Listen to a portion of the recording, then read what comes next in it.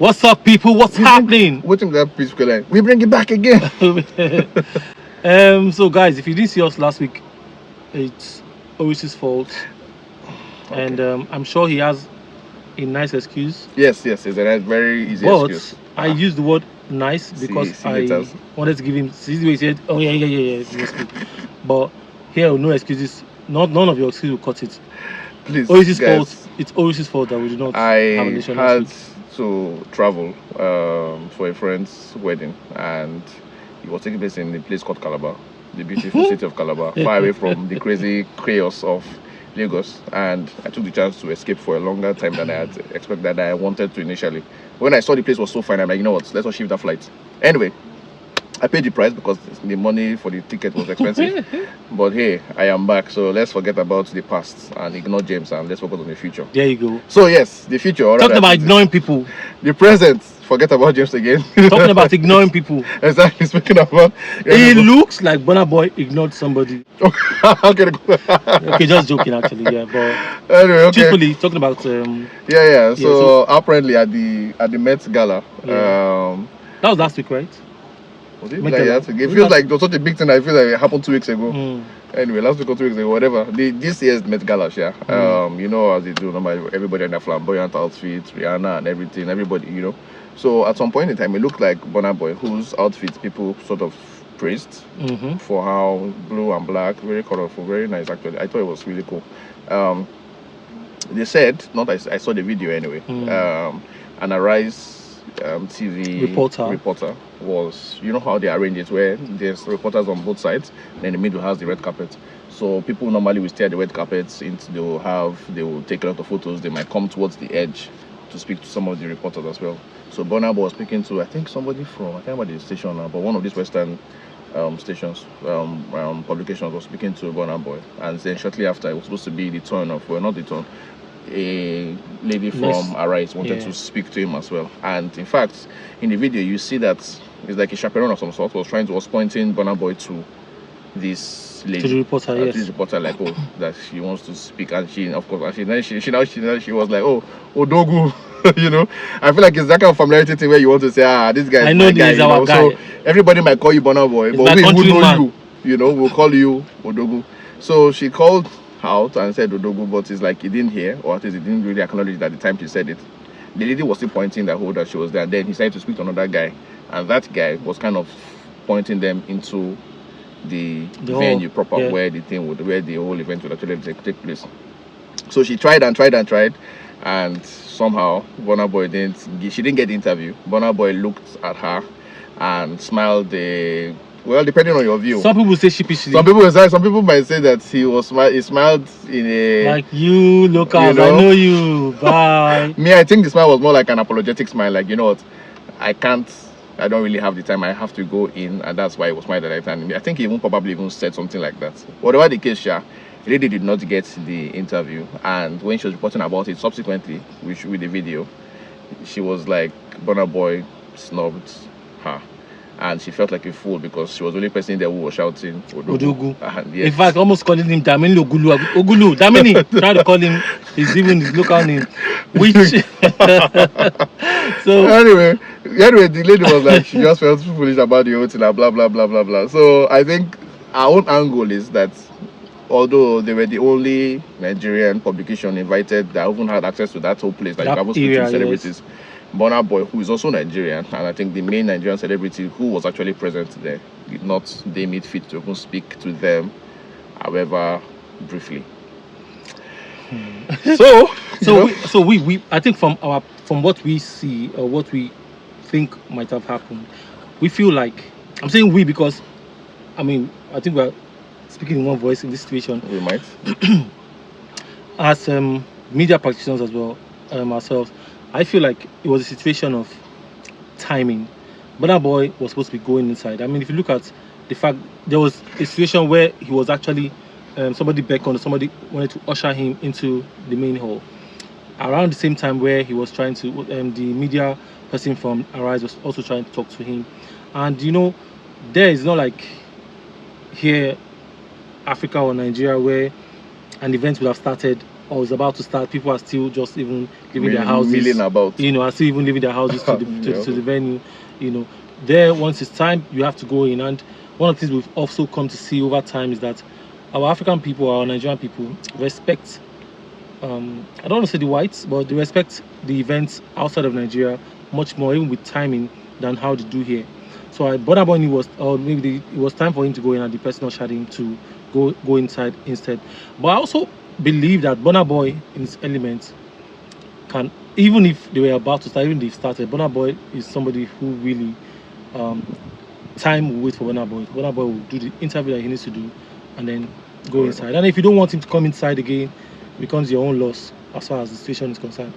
But I feel like Burna Boy should have at least said something to the person like, "Oh, I'm so sorry," not just smiling at her and walking, going ahead with whatever he had to do. But I feel like he should have. He wasn't so far or too far away from. It was right on the stairs. He should right have there, just actually. said, like I said, somebody was pointing to her that it is this lady's turn to speak. Absolutely, he should have just said, "Oh, guys, it's late. We have to go in. We have to. I mean, you can see already ushering me in. But I love you guys. Thank you very much. Shout out to all my Nigeria people, because he would have seen that it's a Rise TV. But again, playing that devil's advocate, I feel like Burna Boy would have seen him and would have seen their whatever that Arise. These local people who bring that come here. Look at this one. How did you even get here? Why are you calling me Odogu here? It just would have smiled at her like, see them. After you go and look for one thing I was saying now that you now go and. But no matter how you look at it, Sha, it was still a moment. It was still, I don't know how hard or why she had to report it as being snubbed out here, because this is also what I'm trying to say that Burna Boy also always doesn't trust the local media. Yeah. And this is something that's happened over the years and over time, and with the way reporting goes sometimes. Now that situation, she could have taken it and said, "Oh, he had to go inside, or it was too late for him." Or we tried to talk to Burna Boy, but the Odogu himself had to go inside for the main event, not necessarily labeling it as getting snubbed. And for me, I'll say myself the embarrassment of saying I was snubbed. Actually, I'll take, like I said, I would say he just could not make it to, or could not talk to us because of time. Well, that's what I mean. That's your angle you get. I guess for the lady, maybe also there's also that whole male and female dynamic there. Who knows? Where it feels like I'm a lady, you should at least even acknowledge me or whatever. Yeah? Maybe a guy would have been might feel differently. Might say, you know what, he's not a snob. He was busy or whatever it is. Maybe a woman will feel like, you know what, he could have at least just said something. And when you think about it, actually, he really could have. That's what I think about it. Like, you can just say, you know what, okay, see, I have to rush in, or Nigeria, okay, one question, let me just say whatever, and then we can go. So, but yeah, he did it. So, unfortunately, it's not, is what they call it. So yeah, I don't, I think that's just about it. Yeah. So moving on to other news, our guy Davido. The man of the moment, isn't he? He's still the time. I mean, timeless. His last concert is still He's still, and I don't think we have not had an album that has been as important in quotes as this one. We've not had any major single or any major interview from somebody that is on the airwaves. So yeah, this is still the video season. Yes. So, and it looks like it's going to be more of a season, because he has said that apparently in an interview with a Dubai-based media platform, I think it's actually Esquire about Dubai. He said that there's going to be a docu-series on the man called David. Gang. So yeah, it's a big fat deal, because I think if this shows up this year or next year, it is going to be the first time. It depends on the structure. We don't know how it's going to be, but it's a series and it's a documentary apparently. Depending on the structure, it's going to be the first time a major Nigerian artist from the new generation, in quotes, has had something of this magnitude on a global streaming platform. So it's quite a big, fat, juicy news actually that this is going to happen, and Davido is the person who is going to be the first person to do it. There was a small documentary, I can't really call it that, but let's use the word documentary, on Wizkid when his album, I think Superstar, clocked 10 years. Last 2 years ago, I think 2021. Yes, I think 2 years ago. I think. Yes, that's what we are on YouTube, where Banky W, a few other guys speak about Whiskey, and when he was of course much younger and everything. So, but I don't. That's not really a series documentary per se. Just like a talking heads, a lot of people speaking about whatever. But Yeah. Davido, maybe they would have a bit of an infusion of like a reality TV format. I don't know. Nobody knows what the format is going to be. But his life, his story, combined together on Netflix. Big freaking juicy news. But for me, the part about it, I mean, there are people who focus on the fact that it's going to happen, big news, and especially if they are fans. For me, though, I feel like the angle that I was when I saw this, I was like, interesting, was that big Nigerian star. I would really have liked or loved for the platform too to be Nigerian, but I know it is impossible. It's just not possible because I don't think we've managed to create a Nigerian platform, entertainment or otherwise, that has a global resonance. I don't think we have managed to do any company like that. Yeah, individuals, the individual brands, Davido is, for instance, of course, as a person, Wizkid, Burna Boy, but like as a company, as a platform that is not specifically tied to one person, I don't think we managed to do that as a country. Which, of course, means that a lot of the value, financial value, or whatever it is, metrics that you want to use to compare, you want to dictate success, is going to ship back to the people who actually own the platform, which in this case is Netflix, an American company. So Davido as an individual, of course, massive cash for him, because again, for Davido to have been willing to do this, I'm sure he looked at the fact that it is Netflix. Let's face it, it's a bigger brand than Davido. You guessed. 1, 2, this is Netflix definitely has money to actually pay Davido. If Davido says he wanted $100 million, well, I'm not sure that you will get that, but they can negotiate it, whatever the case is. But I can't think of a Nigerian company that can comfortably pay anybody if $300,000. I don't think there's any Nigerian company that can even do that, because you need to figure out how much people can you reach. Netflix knows that Davido is a big brand, so of course Nigeria is going to be popular. Yeah, people are going to subscribe maybe because of Davido. America also has a bit of a fan base there. Europe, the same thing. In fact, wherever there are Nigerians in this, The whole of Africa, as against yes, Nigeria, exactly. Africa. Wherever there are Nigerians in any country in the world, they are going to be at least interested in what that would look like. So that's like the value proposition. But we don't have a platform that can do that. So it disturbs me personally. Not as a Nigerian. I just feel like I really would have liked Sha if just because this is like I want to take one when I reach. But yeah. Man. So I mean, I totally understand what Oris is talking about or what he's saying, but sometimes I always say that when I look at the dynamics, when I just sort of break it down, analyze it in my head, if I see that thing wasn't going to even benefit me anyway in any way. Can you imagine David? This guy James thinking about benefit him. I don't mind. Wait to concern James Silence for the matter. How much it concern James? I see. If you don't concern me, if there's nothing like if the money coming, they say it's coming to Nigeria or the entertainment industry. Do we even have a proper structure as far as entertainment and industry is concerned? But this is not fair, because James is forgetting that if Netflix was a company owned by Nigeria, he might not be coming to James, which is his own concern. Oris, let me remind you something. There's a chance that who still say that James's friend, James himself, somebody might not have been employed. Okay, by Oris, Netflix. let me tell you now. Okay, that one is true. I mean, I understand.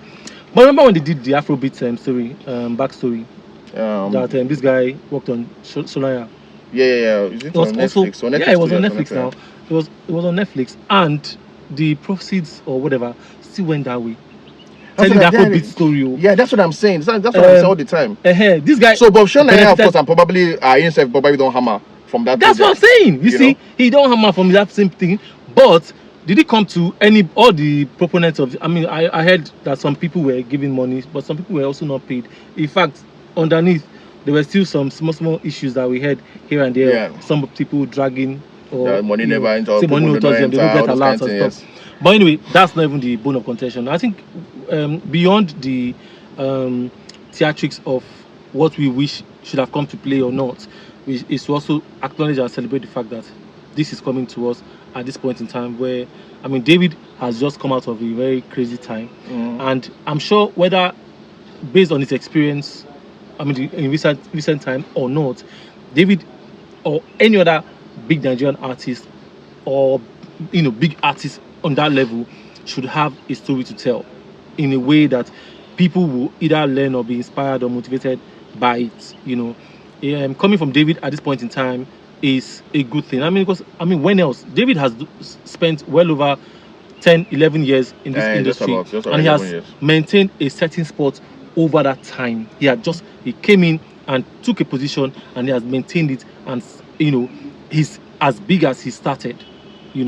So it will be good. And then let's not also forget that David is also a very autobiographical. We always say that he's a very autobiographical artist Yes. who tells the story both in his music and even on his, David. David, Everybody his feel like story, they know. We know David. Yes.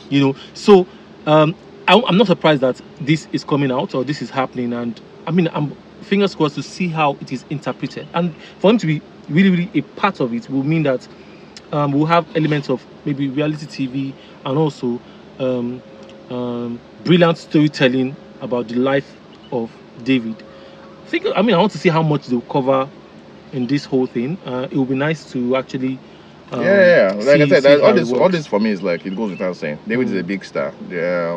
There's probably a lot of money involved in this, or maybe there isn't. But the fact of the matter is that David is a big brand. Netflix too is a big brand.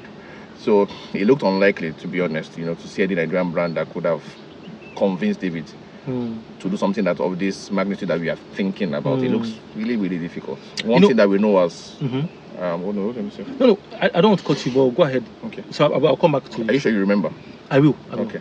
Because one thing we know about our people, especially our stars, is that once a Nigerian artist gets big, the possibility of a local platform getting them to speak on anything at all becomes incredibly, incredibly difficult. As somebody, both of James and I, we've both worked in the media for a long time, As a journalist who used to really go out to look for interviews, write features and everything, I remember that my time as an editor or writer of a platform, it was so difficult to get even a grade C or grade B artist to speak to you, at any length that you can write like a proper interview, proper profile of them. So difficult. But you just see the next 2 seconds, somebody walks in from, I don't know, New York Times, CNN, whatever. That's even big. That's big, of course. I Look know. for one of the smaller ones out there. Once you are out Exactly. international, Fader, back in the day, Fader. Okay player. You just it's a lot easier for them to get these interviews, and maybe the person who is foreign, even Nigerian, but has an accent, so things just get smoother for them. You who is carried with your Nigerian accent, just like a beg guy shift. So it happens repeatedly. So of course you now imagine that at David's own supersized level, this would even happen a whole lot more. So it's very difficult. So I'm sure that even the Nigerian platform was willing to give David times 10 of what Netflix was going to give them. He probably still would have gone with the Netflix one just because of what it represents in the world. So maybe this is kind of like a wake-up call for our media platforms to say, you know what, is there something we can do better? But as we just found out, even when you do your best to actually get into these verified places, like our babe from Arise TV, you might still not get. You might get burned. Exactly, you might still not get the thing you're looking for. But personally, I just feel like that it would have been really, really, really good if we could get that. But like I keep saying, think about everything, In terms of music, you have Spotify, you have Apple Music, the guys who normally they even have the small ones, Boomplay that we have here. That's what, in terms of streaming, that's what you're thinking about. If you now want to go the visual content bits, documentary or whatever it is, you now have Netflix, you now have Amazon Prime, which is now it's also building a profile. I hear that soon there might be Disney Plus. I don't know for a fact. What else again? How else do you monetize? Okay, then social media again, if at all. You then have you have Instagram, you have Twitter, YouTube. The people who are you have YouTube. The people you might have Facebook, depending on the demographic you are speaking about. I've mentioned 10 platforms. None of these 10 is Nigerian. So, that's the thing. So I was talking about local. The platform that should come close at all when it comes to this local streaming would have been DSTV. DSTV Showmax. Okay. But it's not local. That was African. Okay, I know, but that's still African. Do you understand? That's still African. I hear you. And if it's even happening, DSTV is not just African. We can also break it down. South Africa, Nigeria. Do you understand? It would have been maybe near nice if this was coming on the platform of DSTV. But you see, still again, there's no way you can talk about these things without trying to evaluate or weigh the value within the Davido and the local scene. Coverage as well is also very important. But you see, I don't think a Davido would want to have his docu-series on Showmax, only available on Showmax. Sometimes you just see, like you're saying, some of them just see, why can't I be on Netflix? That is worldwide, Exactly. So, but this is not to say that, because even with how we're saying, this one is local, this one is international. Even the Netflix started as a local brand wherever they started from, before it broke into where we are today. Yes. Apple Music was not even available in Nigeria before. Spotify. Do you understand? And all the rest of them were not in Nigeria before. Even you could not even pay for them locally or whatever until later.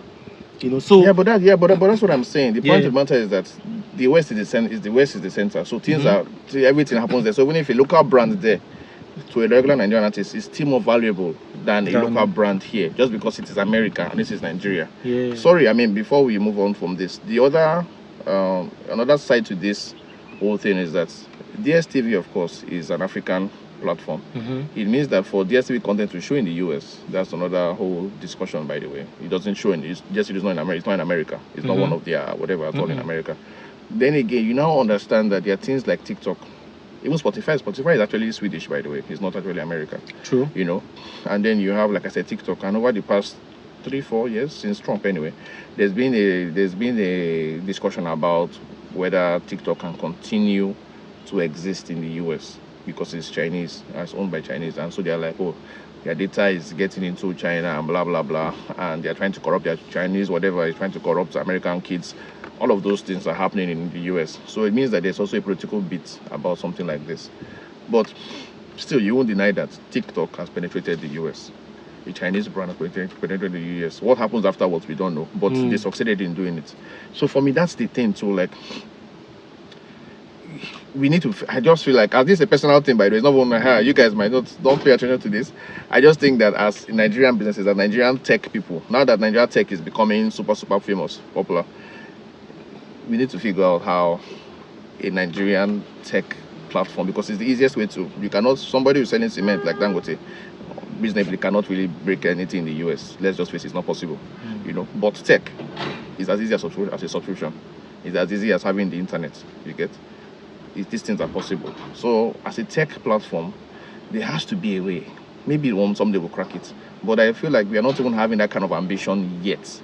People are not thinking about what do they need to create that will make this thing possible. I'm sure there are going to be all kinds of legal whatever to do, but I would like very much that, an American is paying money to watch another American. A chunk of that money is coming to Africa or coming to Nigeria. Because think about that's what's happening in Netflix. I'm a Nigerian, I want to pay money to watch Davido's series. A chunk of that money I'm paying is going to the US. Why can it not be us? Anyway, yes, David, we were talking about David for so long. So yes, let's carry our kaya and move from the man who has made the album of the I know it's album of the year, but yes, has made the album called Timeless into a different story. So yeah, let's talk about Don Jazzy, who is, by the way, the other king of the world. He's not an artist, but if you're thinking about the big three, or is it the big whatever, after the big three or around them, you have to consider Don Jazzy as being somewhere in that firmament. He's not an artist, so you cannot say it's number 4. But in terms of like famous people who have influence, who have impact, who have been in the scene for long, in the music scene, I think that around the big three, there's Don Jazzy. I don't think anybody can argue that. And his recent, his newest music label, because of course everybody knows the ones that we got introduced to Don Jazzy when he owned a Lagos label called Mo Hits, which everybody knows had the band as his major star and One Deco. And then after that, had the whole Kanye West. Everybody, you guys know that story. We then had him setting up something called the Mavins. And so, apparently, this year it clocks 11 years. So, I mean, for some of us who were aware, that time they released a compilation album called Solar Plexus. Yeah. It looks like that thing position, it's kind of funny, right? But yeah, it's 11 years since all of that happened since Don Jazzy set up Mavins, and nobody, by the way, who was a major artist at the time on Mavin is currently a major artist on the current version Today, of yeah, Mavin. So they've moved on from that generation of artists into like a set of, I think all of them are probably younger than 25, very young. maybe minus maybe Ladipo, Yeah. who is a rapper, maybe minus him. Everybody is probably younger than 25. Area Star, even the other people I've related with too, Rema, Crayon, the Magics, you get all of them. They are all really young. Yes. So yeah, which probably explains to you how pop music works. I think it's really just something for the young people, to be honest. I was thinking about it the other day. Funny enough, I was thinking about something the other day. Listen to the songs I won't listen to normally. Actually, those songs I listen to are songs that I knew when I was in my 20s. You know, Yeah. you will see me randomly playing a song. Out of 10 of them, maybe 5 or 6 of them will be from songs that I knew back in the day when I was in school. So yeah, so you understand that pop music really young people stuff. So when you see people who are when you see artists who are like, or record labels catering specifically to young people, just understand that, you know what, it's a business, and the major consumers of this thing they are producing are young people. So it would be ridiculous if somebody in his 50s or 40s is making music that a lot of people in their 20s or teens, which is really the thing, could really relate to. Emma is married now, by the way. Emma was singing about matrimony. Who is somebody who is 19? Who probably, what does that have to do with the person? You understand? So all of those things, you know. Area Star is there with her outfits that she's always causing commotion online, and singing her own whatever, calling herself Celestial Being. You know, you can't understand. You know what? It's really young. You know, it's unlikely that somebody in her 40s is inspired by Area Star's choice of outfits. But you can see that with people who are young, who want to wear the same tiny skirts, the same whatever top, the same whatever you get. It's really them. So if I remember while some years ago, I was in a flight going somewhere in Africa, I can't remember where now, with a flight with somebody who was a record label owner in Nigeria. And he was telling me about how his major work he was trying to do was get newer, younger artists onto the label. To be honest, at the time we were speaking this, I didn't really think about it. I was like, he's like, you no longer care about us. You get, you know. But after a while, I kind of understood. Okay, actually, this is it. Really, you cannot really depend on making pop music for people in their late 30s, in their 50s, in their 40s. It's no longer pop music. And especially as we say, you know, they say Africa has the youngest population in the world. True. So to be honest, if you really want to go for the most people, you probably should be thinking about how to speak their language. And people who can speak their language are equally young people, like Rema. Absolutely. So I mean, shout out to Don Jazzy and Mavin and how far he has brought that company. I mean, that's a company he announced right after the breakup of Mavin's. You know, Mohit record. And as Oris has said, when it comes to this thing, I mean, I think one of the ways to actually evolve with the labels and the business is actually to always cut into time or align into new things or even with new artists. And I mean, imagine you started with the likes of Wande Cole, Tiwa Savage, Dr. Seed, exactly. Ricardo Banks. That was also when they announced like Ricardo won that. Okay. With this. Yeah, the first maybe. Was Ricardo in that one? I think he was. I think he came after. Maybe after. Okay, right. But that was when they announced like later they now announced like the Poe and Johnny Drill. Yes. You know, so it continued like that, and not so long after, Arasta was introduced and Magix and Rema, rest of them. So I mean Rema and Ruga are actually from Johnson, which is an affiliate company. I mean, it's owned by the Prince, Don Jazzy's younger brother. So I mean, it's pretty much the family business, you know. But shout out to what Don Jazzy is doing. I think he has actually been able to, even with him as a person, as a brand, as an entertainer, as you know, he has made himself an entertainment business accessible to young people too. He has cut across all these generations. I mean, Don Jazzy is probably going to be 40 this year. He's going to be 40 this year. So he has cut himself through all of these generations, even till right now, and nobody's looking at him as an old guy. He's still so cool to even the Gen Zs. You understand what I'm saying? So, and that's not an easy thing to do at all. To do at all. You know. So, we'll say congratulations to Mavins, and we hope to see and have or hear more great music from the platform, and show us more artists. I see that he did a lot of giveaways, and Jazzy, if you're going to watch this at any time, yes, my account number is I'll DM you if you say just send me DM. I mean, it's Don Jazzy. Exactly. I mean, this guy does not. He's a big boy. He earns in dollars already, so he might not want anything. Please, I want. It's a 6 digit gift will be very nice for me. I'm not going to give you. See, this guy is giving you. That's it. Price. In Naira, he has money. He's giving you. In Naira, 6 digits. I'm not giving figures. Just tell me. I trust your judgment. All right, guys. That's the show for you guys. That's the show for today. We'll see you guys on the next one. Peace.